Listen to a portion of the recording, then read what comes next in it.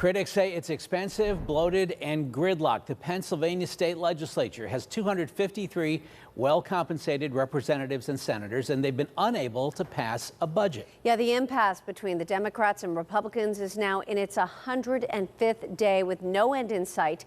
KDKA lead investigator Sheehan went to Harrisburg to look into the costs, the inaction, and whether it's time to cut the legislature down to size.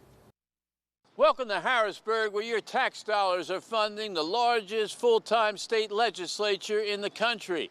Hundreds of millions of dollars a year, and yet the members can't even pass a budget.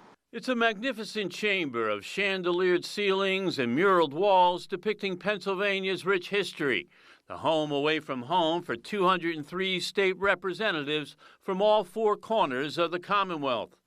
To run this splendid chamber and the 50-member state Senate down the hall, it costs you, the taxpayer, more than $400 million. That means each lawmaker gets a base salary of $110,000, is given a budget to hire a staff for an office here and another in their district, gets a $200 plus per diem, a generous pension, and health care for life, all coming to an estimated $1 million each every year. But despite all that cash, it's historically one of the least productive legislatures in the country, currently embroiled in a budget battle that drags on. Why do we need all these people? You don't. I've been saying it for years and years. Consider, California has 40 million people compared to Pennsylvania's 13 million. But with 80 state representatives and 40 senators, its legislature is less than half the size of ours. Calling Pennsylvania's current body expensive, bloated, and gridlocked, Senator Lisa Boscola is proposing a bill to basically cut the legislature in half. I think if the public knew what we were doing down here or not doing, they would be very angry. Under Senator Boscola's bill, the size of the House of Representatives would be reduced from 203 members to 101. Over here on the Senate side, the number of members would be reduced from 50 to 38. Senator Boscola says the size of the legislature would still be too big, but she says it's a start. It's costing the taxpayers because you have to reimburse us for being here and the hotel stays and the meals and everything else.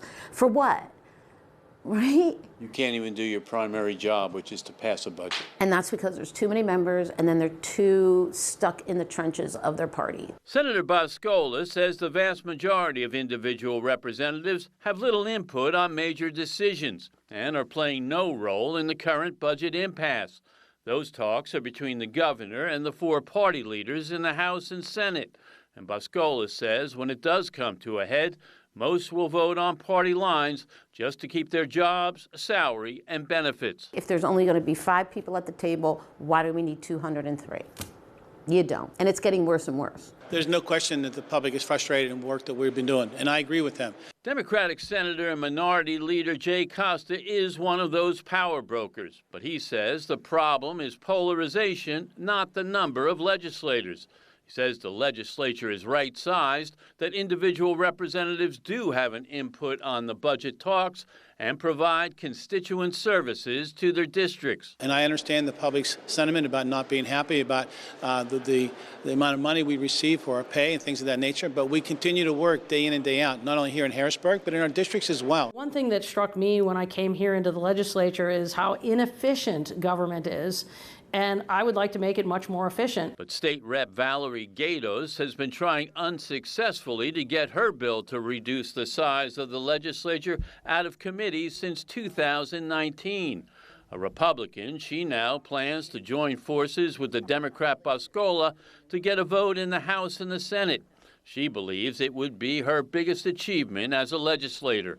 So you're willing to vote yourself out of a job? Absolutely, 100%. And if it does ever get on the ballot, Boscola says there's little doubt how the public would vote. Do you want a bill to downsize the legislature? You know the public is going to demand that. 90%. Of course. But as the budget talks drag on between the leadership, you continue to pay all the rest. Perhaps this year, a bill to reduce the size of the legislature will finally get its proper consideration.